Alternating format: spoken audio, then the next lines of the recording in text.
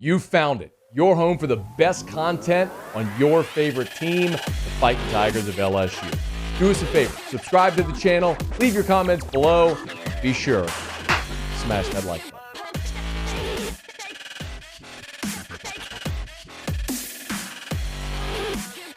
Zach Blackerby, easy for me to say, from Locked on Auburn. Good enough to join us. How are you, bud? Good, man. Good. Always a pleasure to talk to you on Auburn LSU week. Hey, man, you and I have talked about it before. I love this game. It's my favorite series that LSU plays annually. It just always means more for me. We were talking about if we should lead with the Bryan Harsin stuff, but Zach, I just don't know that. Well, we're here to talk about the game, but I don't know how we lead with anything else because it's just it feels like outside looking in, like it's just a massive cloud over the whole program right now. What can you tell us about just the state of things there with Bryan Harsin, boots on the ground?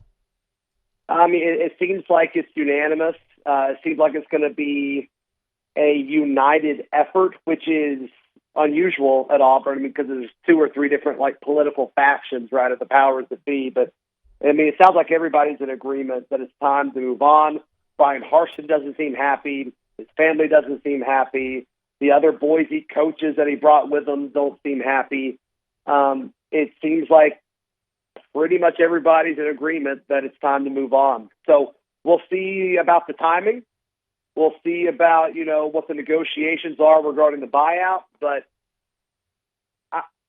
really, Matt, the only kind of debate is when do you do it, right? And I think I'm in the wait as long as you can boat. I don't think it really benefits you to let him go, but he's, it's done. This will be the last year Bryan Harsin's Auburn's head coach. Okay. All right, well, let's just transition to talk about the game. I saw a report from AL.com that TJ Finley will not be available. So do we know if that's confirmed that this is going to be Robbie Ashford on Saturday? Yep. Talked to folks close to TJ last night, actually. I mean, he's having a hard time throwing the football farther than 15 or 20 yards with no zip on it. So TJ's out. Robbie Ashford is in. Robbie Ashford should be good to go and should be the full-time starter. We did see him leave the game against Missouri, right? He was blocking downfield because that's the kind of kid he is.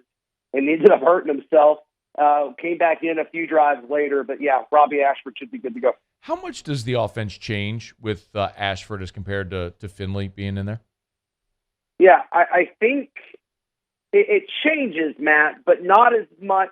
It should change more. And so what we saw with the usage of Robbie Ashford when TJ Finley was healthy is he came in, did his Wildcat stuff, and actually provided some pop, actually provided some, explosiveness. But now, as a full-time starter last week, you can't do that, right? You can't run Robbie Ashford 15 times a game and expect him to stay healthy. I mean, he barely stayed healthy last week. So it hasn't changed a lot, but it does need to change more because Robbie Ashford's feet, that's really the most dynamic thing on this offense right now.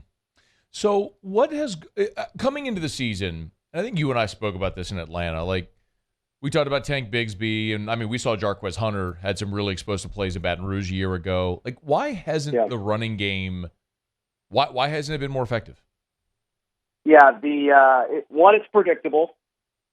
Two, it's Auburn's offensive line has been historically bad.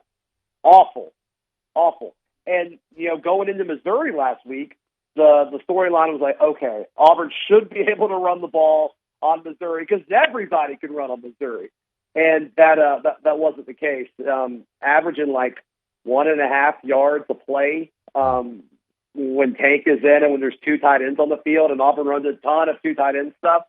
So it's just been a very boring offense, been a very predictable high school caliber offense with a historically bad offensive line by SEC standards. Why? Why has the offensive line been – why and how? What have they struggled so much at? Yeah. Well, last year, PFF liked them. They were a top half offensive line. They couldn't run block, though, Matt, so they were okay from a pass blocking standpoint. I do think Bo Nix's mobility helps their grades out a little bit. I know PFF says they take that into account. Mm-hmm. I'm skeptical. It is what it is. But as far as, what you bring back from last year to this year, you're bringing back a ton. A lot of these guys came back and were like, all right, we're going to do the super senior thing, use the COVID year. But injuries still happen. Nick Brahms is a big part of this. He's been Auburn center for like 20 years, it feels like. Right. He retired from football before the season started. And the guy that stepped up after him, like, he wasn't ready. He got hurt early in the Missouri game. And so they're going to do some shuffling. I think they're going to have a brand new offensive line just to kind of hope that it works. And they kind of ran out of bodies at center. So they're going to put Brandon Council, who's a super senior. He's been at guard. He's played some center and some tackle before he transferred to Auburn from Akron. Yeah. So versatile dude, not great. I mean, he's not going to like move the line of scrimmage by himself or anything like that. But it's just, you got a bunch of dudes that a lot of these guys weren't wanted by other SEC teams. And so just looking at dating back to the Gus Malzahn era, they didn't really put a whole lot of guys in place other than JUCO dudes, which are finally just now starting.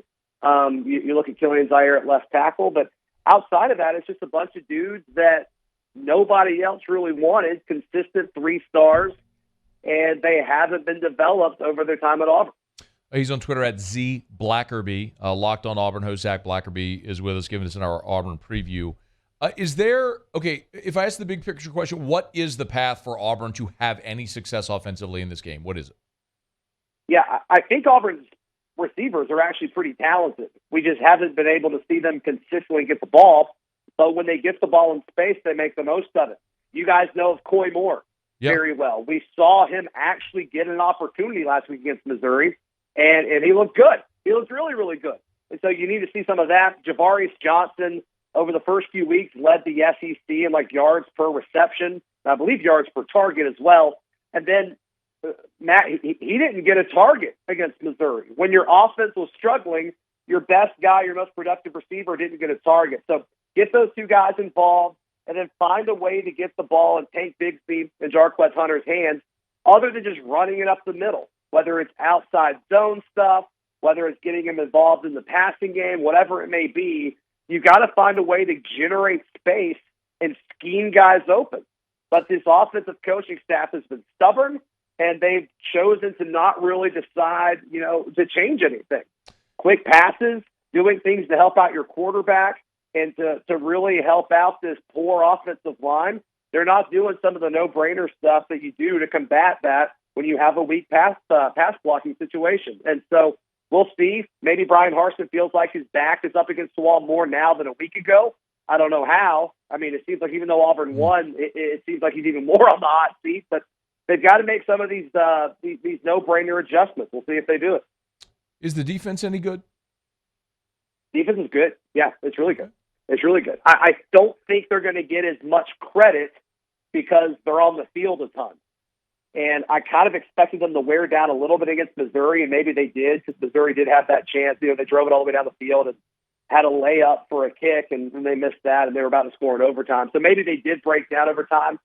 But, Matt, I'm kind of expecting this to be a close game at halftime, very low scoring, and then maybe halfway through the third, late third, early fourth, I think Jaden Daniels just starts finding chunk plays. But it's not because Auburn's defense is bad. I think Auburn's defense is actually pretty good. I just think they're going to be on the field a ton, and Auburn's offense is not going to be able to consistently move the football. If special teams have been a big bugaboo for LSU this year, at various times they've been just bad in spots. How is Auburn on special teams? Been a lot of conversation this week about Auburn's kicker. Anders Carlson, younger brother of Daniel Carlson. Daniel Carlson's one of the best kickers in SEC history. Set a ton of records. His little brother's not as good as him. And, he started as a redshirt freshman, I believe, and it was okay. The last year he kicked like 70%. He's 4 of 5 on the season this year, coming off of a knee injury. But he feels a lot worse than 4 of 5 on the year because he missed 2 kicks that didn't count last week, but he got bailed out by either like a timeout or an offsides call. And so it kind of worked out in Auburn's favor there. But a lot of concern about the kicking game. I think Auburn's punter is fine.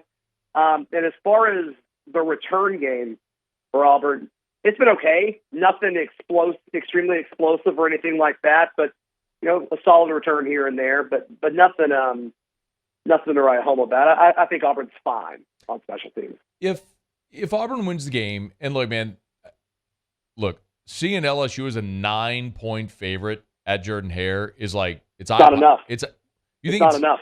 It's just eye-popping to me, Zach. I mean, I've referenced this before. 2012 Auburn is the worst Auburn team I've ever seen in my life. They were 0-8 in the league, and they fired Chiz.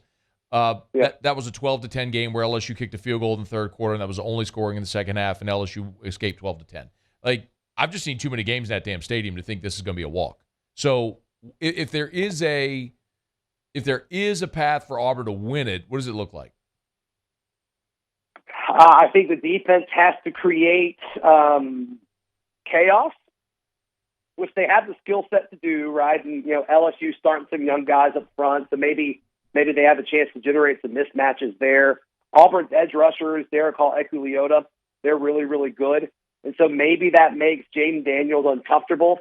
Jaden Daniels, we can all say what we want about the Pac-12. I don't have a whole lot of respect for it. So I don't think he's really seen an atmosphere like he will Saturday night in Jordan-Hare Stadium. Maybe that rattles them some. I'm not banking on it, but you're asking me this question, sure. So I'll answer it that way. But maybe that impacts him. Maybe communication's tough for LSU's offense to help out this defense, and maybe Auburn's defense has only generated one turnover so far, and everybody's kind of banking on the law of averages to start evening this thing out. Maybe they can force a few more short fields for this offense to help them out. I think that's the path to it, man. I don't see this Auburn offense just turning a corner, Matt. I have a hard time believing they're going to be able to run the ball against LSU's defensive front, and I just don't trust the scheme enough to get guys open in the passing game more than 15 yards downfield. You think LSU wins it going away? Yeah. Okay. I think if the line was LSU minus 14.5, I think I'd still take LSU. Wow. Okay. Zach Blackerby locked on Auburn. Follow him on Twitter at @ZBlackerby. Nobody covers Auburn better. Appreciate you, man. Thanks for the time. Thanks, buddy. You're the GOAT. Hey, thanks so much for watching. Please leave your comments. I love to interact. And be sure to hit the red subscribe button below.